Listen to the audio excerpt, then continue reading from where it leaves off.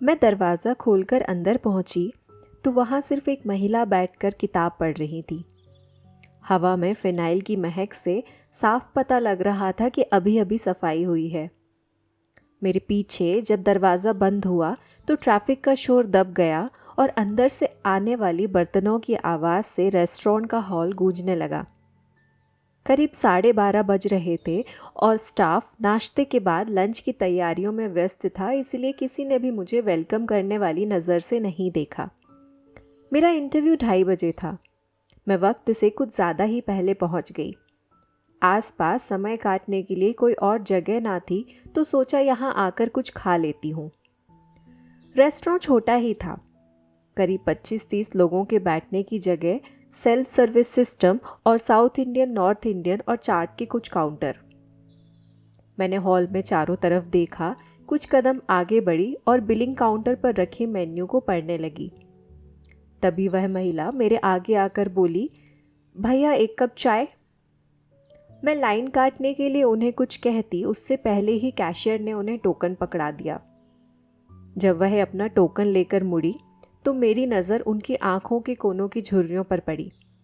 शायद 62 या 65 साल उम्र होगी उनकी। मुझसे कद में थोड़ी लंबी, सफ़ेद बालों के बीच से झांकते कुछ काले बाल जो सिर्फ कंधों तक थे, और कॉटन का सादा सा मरून कुर्ता। मैडम आपको क्या चाहिए? कैशियर ने मुझसे पूछा। मैंने एक चाय और डोसे का पेमेंट किया और अगले काउंटर पर उन्हीं महिला के थोड़े पीछे खड़ी होकर अपनी बारी का इंतज़ार करने लगी। आदतन मैंने फ़ोन पर कुछ स्क्रॉल करना शुरू कर दिया। शायद 5 या 6 इंस्टाग्राम रील देख ली होंगी, पर अब भी वह महिला मेरे आगे ही खड़ी थी। मैंने थोड़ा साइड से झांक कर देखा तो उनकी चाय का ग्लास तो उनके सामने रखा था, पर वह काउंटर के दूसरी तरफ खड़े लड़के से एक प्लेट मांग रही थी। उसने जब एक छोटी प्लेट लाकर दी तो उन्होंने बड़ी प्लेट लाने को कहा। उस लड़के का चिड़चिड़ापन उसके चेहरे पर साफ दिखाई दे रहा था। पर जब बड़ी प्लेट आई तो उस लड़के के साथ साथ मैं भी हैरान रह गई। वह महिला जो अभी तक मुझे ज़रा रूड और उस लड़के को थोड़ी इरिटेटिंग लग रही थी, उनके हाथ चाय का ग्लास प्लेट में रखते वक्त बुरी तरह से कांप रहे थे। अपने कांपते हाथों से उन्होंने प्लेट उठाई और छोटे छोटे कदमों से अपनी टेबल की तरफ बढ़ने लगी। मुझे कुछ सेकंड्स तो समझ ही नहीं आया कि मैं क्या करूं। उन्हें मदद के लिए पूछूं या जाने दूं। वह जिस पल एकदम असहाय लग रही थी, उसी पल में उतनी ही मजबूत। मैंने काउंटर पर खड़े लड़के की तरफ देखा तो उसके चेहरे पर भी कुछ वही सवाल थे। मैडम आपकी चाय। डोसा बन रहा है, लड़का टेबल पर लाकर दे देगा। मेरी नज़र अब भी उन्हीं महिला पर थी जो अब बैठने जा रही थी। मैंने अपनी चाय उठाई और उनकी बगल वाली टेबल पर बैठ गई। पेट रखकर जब उन्होंने कुर्सी पीछे खींची तो मेरी तरफ देखकर थोड़ा सा मुस्कुरा दी, और मैंने भी किसी तरह अपनी असहजता छुपाकर एक छोटी सी मुस्कान के साथ उनका जवाब दिया। मैं चाय पीते हुए फ़ोन तो देख रही थी, पर मेरी दिमाग की आंखें अभी भी उन पर ही थी। कानों हाथों में कोई ज्वेलरी नहीं थी, बस एक छोटी सी काली बिंदी और पढ़ने वाले चश्मे। बस यही श्रृंगार थे उनके। उनके पास रखी किताब जो लगभग आधी पढ़ी जा चुकी थी, वह थी श्री रामधारी सिंह दिनकर की रश्मि रथी। कहते हैं किताबों की पसंद आपको उस इंसान के बारे में बहुत कुछ बताती है। उन्होंने अपने बैग से एक रुमाल निकाला और चाय के उस छोटे से गर्म गिलास को पकड़ने के लिए उसका इस्तेमाल करा, पर वो ग्लास पूरा भरा हुआ था और उनके कांपते हाथ जब तक उसे उनके होठों तक ला पाते, ग्लास छूट गया और सारी चाय टेबल पर फैल गई। मैं ग्लास गिरने की आवाज़ से चौंकी और देखने लगी कि कहीं चाय उनके ऊपर तो नहीं गिरी। वह थोड़ा घबरा गई और टिश्यू से चाय को टेबल से सीधे बड़ी प्लेट में गिराने की कोशिश करने लगी। काउंटर के पीछे से लड़का जब तक कपड़ा लेकर पहुंचता तब तक उन्होंने सब साफ कर दिया और प्लेट लेकर झूठे बर्तनों में रखने के लिए उठ गई। वह लड़का फिर भी गीले कपड़े से एक बार और सफाई करके चला गया। प्लेट रखकर वह वापस कैश काउंटर पर गई, एक और चाय का पेमेंट करा और इस बार उन्होंने चाय पानी के ग्लास में देने को कहा।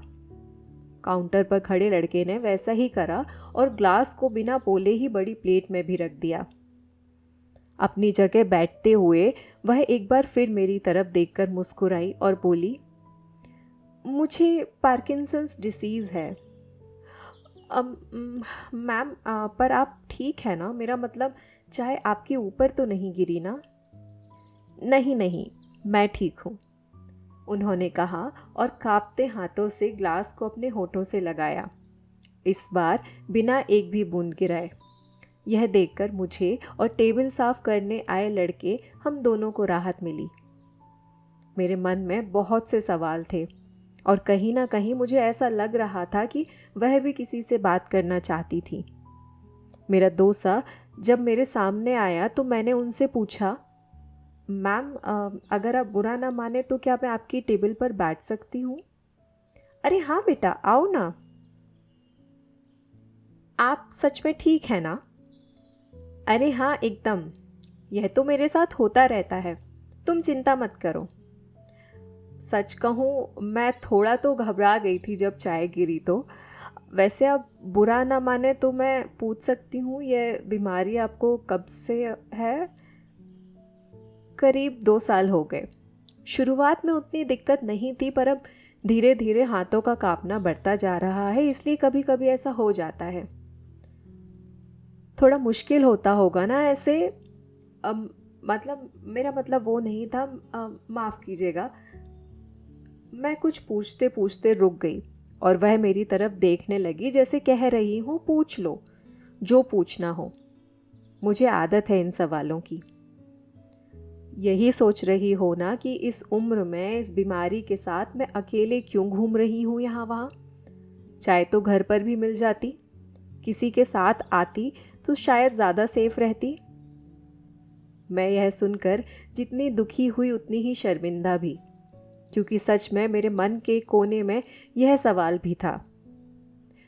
नहीं मैम, ऐसा कुछ नहीं है, असल में मैं खुश हूँ, वाकई में खुश हूँ कि आप इसके साथ भी बाहर अकेले आना चाहती हैं और हिम्मत भी रखती हैं, और मैं ये बात दिल से बोल रही हूँ। मैंने देखा है अपने परिवार में कि एक उम्र के बाद लोग घर के बाहर नहीं आना चाहते, और अगर आते भी हैं तो अकेले आने से डरते हैं, और वो डरते सिर्फ चोट लगने से नहीं बल्कि दुनिया के बदले तौर तरीकों से भी हैं। लेकिन आप अपनी उम्र और बीमारी दोनों से बहुत स्ट्रांग हैं।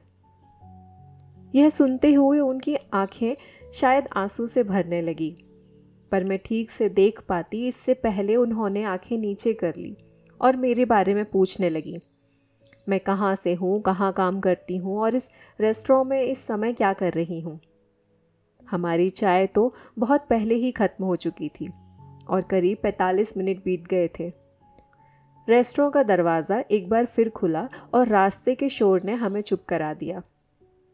गेट से एक 30-35 साल का लड़का अंदर आया और मम्मी मम्मी कहते हुए हमारी तरफ आने लगा। मम्मी, मैंने कितनी बार कहा है अकेले बाहर मत जाओ, कुछ हो जाएगा तो, और बताती भी नहीं हो। मुझे फ़ोन ट्रैक करके ढूंढना पड़ता है। वहाँ उर्मी परेशान हो रही है, हम दोनों काम छोड़कर तुम्हें ढूंढें या बच्चों का ध्यान रखें, उसने झुंझलाते हुए कहा। वो महिला मेरी तरफ थोड़ा शर्मिंदा होते हुए मुस्कुराई और बोली, ये मेरा बेटा है ऋषभ, और ये हैं, उन्होंने मेरी तरफ हाथ का इशारा करा और हंस दी। मैं आयुषी, और आपका नाम? मैं चित्रा। कहते हुए वह अपना ग्लास और प्लेट लेकर खड़ी हो गई। तुमसे मिलकर अच्छा लगा आयुषी। मुझे भी चित्रा जी।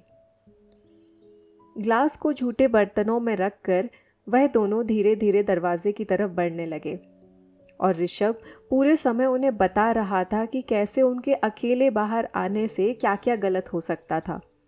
अगर कुछ हो जाता तो उसे ऑफिस से छुट्टी लेने में कितनी दिक्कत होती, कैसे उसकी पत्नी के काम पर असर पड़ता और बच्चों का दिन खराब हो जाता।